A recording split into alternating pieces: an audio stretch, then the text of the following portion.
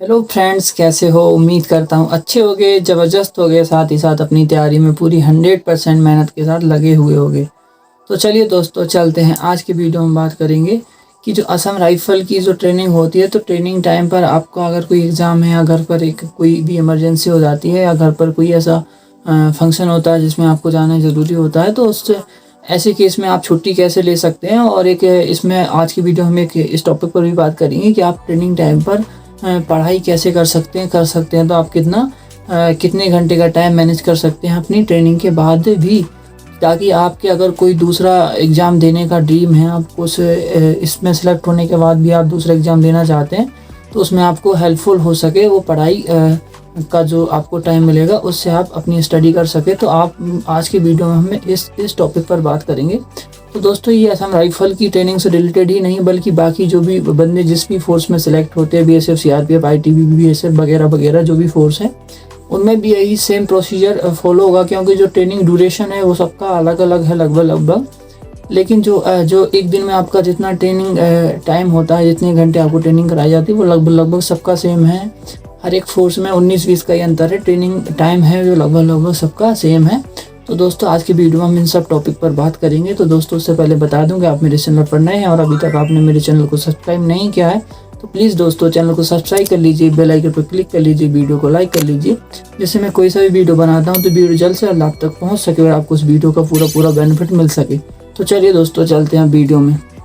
तो दोस्तों, अब हम वीडियो में सबसे पहले बात करेंगे कि जब आप ट्रेनिंग कर रहे होते हैं, तो ट्रेनिंग में आपको अगर कोई इमरजेंसी हो जाती है, आपके घर में कोई फंक्शन है, आपका कोई एग्ज़ाम है, तो उस केस में आप छुट्टी कैसे लेते हैं और लेते हैं तो उसका प्रोसीजर क्या है। तो दोस्तों, सबसे पहले बता दूं कि अगर आपका कोई एग्ज़ाम है, दोस्तों एग्ज़ाम आपका डिपेंड करता है। अब उसमें भी दो केस होते हैं। एक एग्ज़ाम होता है कि आपने ट्रेनिंग ज्वाइन करने के बाद आपने वो एग्ज़ाम का फॉर्म भरा था, तो उसके बाद आपका एग्ज़ाम आया है। फिर आपका वो ऐसा एग्ज़ाम है जो आप ट्रेनिंग में आने से पहले आपने वो फॉर्म फिल किया था, उसके बाद आप ट्रेनिंग पर आए, उसके बाद आपका कोई एग्ज़ाम होता है। तो दोस्तों, अगर आपका एग्ज़ाम आपने ट्रेनिंग से पहले फॉर्म फिल किया था, उसके बाद आपका एग्ज़ाम होता है, तो उसमें ज़्यादा केसेस होते हैं कि ज़्यादा चांसेस होते हैं कि आपको छुट्टी मिल जाए। और अगर आपने ट्रेनिंग ज्वाइन करने के बाद अगर आपने कोई फॉर्म फिल किया है, उसके बाद आप उस एग्ज़ाम के लिए छुट्टी मंगा रहे हैं, तो उसमें चांसेस बहुत कम है, क्योंकि अगर आपको छुट्टी भेजा जाता है तो मिनिमम 4 से 5 दिन आपका वेस्ट होता है और आपका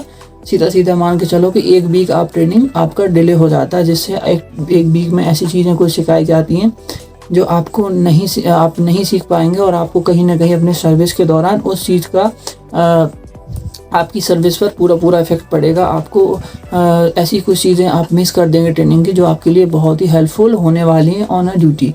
तो दोस्तों, आप बहुत कम चांसेस हैं कि अगर आपने ट्रेनिंग पर आकर अगर आपने छुट्टी मांगी कि मैंने यहीं आके फॉर्म भरा था और मुझे एग्ज़ाम में जाना है, तो उसमें सीधा उनके पास एक एक्सक्यूज़ हो जाता है छुट्टी ना देने का कि आपने किससे पूछ के फॉर्म भरा। अगर आप हमारी फ़ोर्स के आप मेंबर हो गए हैं, तो आपने किससे पूछ के फॉर्म भरा। आपको फॉर्म भरने के लिए भी एनओसी लेना पड़ता है। हर एक डिपार्टमेंट का जो नो ऑब्जेक्शन सर्टिफिकेट होता है वो लेना पड़ता है, उसके बाद ही आप फॉर्म फिल कर सकते हैं। और इसके बाद अगर आपने बिफोर ज्वाइनिंग का आपका फॉर्म है उससे पहले फिल किया, तो उसके बाद एग्ज़ाम आए, तो उसमें चांसेस हैं कि आपको आपका जो एग्ज़ाम है वो देने दिया जाएगा। लेकिन उस पर भी आपका देखा जाता है कि आपका कौन सा एग्ज़ाम है, जो आपका एसएससी जीडी का जो आपका बेसिक पे है, ग्रेड पे है, उससे ज़्यादा वाला एग्ज़ाम है, उस लेवल से छोटा एग्ज़ाम है। अगर छोटा है तो उस पर भी बहुत कम चांसेस बनते हैं कि आपको भेजा जाएगा। लेकिन अगर आपका जो एसएससी जीडी आप कांस्टेबल में भर्ती होते हैं, अगर उससे आपका अपर लेवल का एग्ज़ाम है, तो निश्चित ही आपको जाने दिया जाएगा। बाकी तो छुट्टी का जो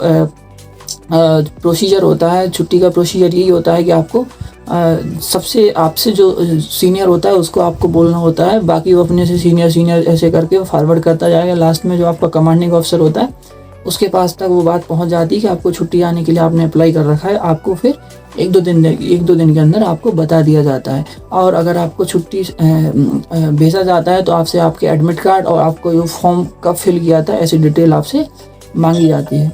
दोस्तों, अब मैं बात करूं कि आपके घर पर कोई फंक्शन है जिसमें अब आपको जाना इम्पोर्टेंट है। किसी घर में कोई इमरजेंसी हो जाती है, जैसे किसी के पेरेंट्स की ज़्यादा तबीयत ख़राब हो जाती है, कोई सीरियस हो जाता है, किसी के फैमिली में डेथ केस भी हो जाता है, ऐसे बहुत सारे केस होते हैं।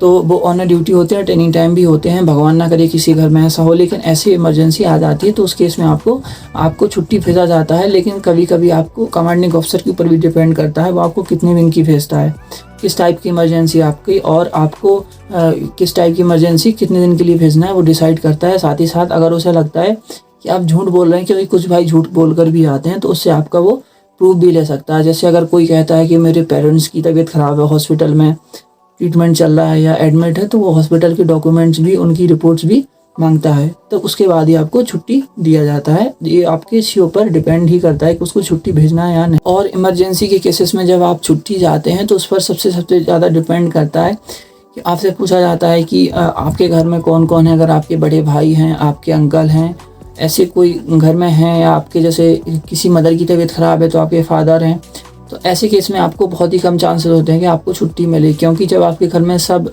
लोग अवेलेबल हैं तो आप वहां जाकर क्या ही कर लोगे। ऐसा एक्सक्यूज़ आपके ऑफिसर्स और सीनियर द्वारा दिया जाता है कि अगर आपको उसका ट्रीटमेंट ही कराना है तो आपके बाकी फैमिली मेम्बर्स भी करा सकते हैं। लेकिन जिन भाइयों के फैमिली में बाकी प्रॉब्लम है और जिनका जेन्युइन प्रॉब्लम होता है, रियल में इमरजेंसी होती है, वो झूठ नहीं बोलते हैं, जिनके घर में भाई भी नहीं होता, किसी के फादर नहीं होते, तो ऐसे केसेस में, या किसी की सिस्टर की शादी है लेकिन उसे ही जाके करना, उसका भाई नहीं है, छोटे भाई हैं, अगर हैं भी तो छोटे हैं, तो ऐसे केसेस में आपको नॉर्मली छुट्टी मिल जाती है। उसमें परेशान होने की बात नहीं है। आपको लगभग अगर आपकी मैरिज से रिलेटेड कोई इमरजेंसी है तो उसके लिए आपको शादी का कार्ड मंगाना पड़ता है। अगर हेल्थ इशू या कोई ट्रीटमेंट से लेकर आपकी कोई इमरजेंसी है तो उसके लिए आपको प्रूफ लाना ही पड़ता है। लेकिन वो सीओ के ऊपर डिपेंड करता है वो लेता है या नहीं। तो दोस्तों, आपको घबराने की बात नहीं। अगर आपका जनरल प्रॉब्लम होता है तो आपको ट्रेनिंग टाइम पर एग्ज़ाम के लिए भी और साथ ही साथ आपकी इमरजेंसी के लिए आपको छुट्टी मिल जाती है। और अगर आपकी बेसिक छुट्टी की बात करूँ तो दोस्तों, ट्रेनिंग टाइम आपको 2 बार छुट्टी दी जाती है। आफ्टर बेसिक, जब आपका बेसिक ट्रेनिंग कंप्लीट हो जाता है उसके बाद आपको ट्रेनिंग से छुट्टी भेजा जाता है। इसके बाद आपका जब एडवांस ट्रेनिंग कंप्लीट हो जाता है या ट्रेड ट्रेनिंग कंप्लीट हो जाता है तो उसके बाद आपको ट्रेनिंग से छुट्टी भेजा जाता है। अब मैं दोस्तों बात करूँगा कि अब जो आप ट्रेनिंग टाइम पर अगर कोई दूसरा एग्ज़ाम देने की सोच रहे हैं तो ट्रेनिंग टाइम पर पढ़ाई कर सकते हैं तो कैसे और कितने घंटे कर सकते हैं, तो इस टॉपिक पर अभी मैं बात करना चाह रहा हूँ। तो सबसे पहले बता दूँ कि आपका जो शेड्यूल होता है बहुत ही बिजी शेड्यूल होता है आपका। सुबह से लेकर शाम तक आपका ट्रेनिंग चलता है। उसके बाद आप खाना वाना खाएँगे। कभी कभी हफ्ते में 3 से 4 दिन आपका नाइट में भी ट्रेनिंग होता है। कभी कभी इन नाइट आपकी एक्सरसाइज चलती है 1 बजे 2 बजे। तो ऐसे आपको बहुत ही कम टाइम मिलता है। फिर भी आप टाइम अगर चाहें, आपको लगन है कि मुझे यहाँ से और एक चीज़ और पानी है या कोई दूसरा एग्ज़ाम है, आपको भी भाइयों का ड्रीम होता है कि स्टेट का एग्ज़ाम चाहिए, तो ड्रीम को पूरा कर सकते हैं। तो आपको उसमें एक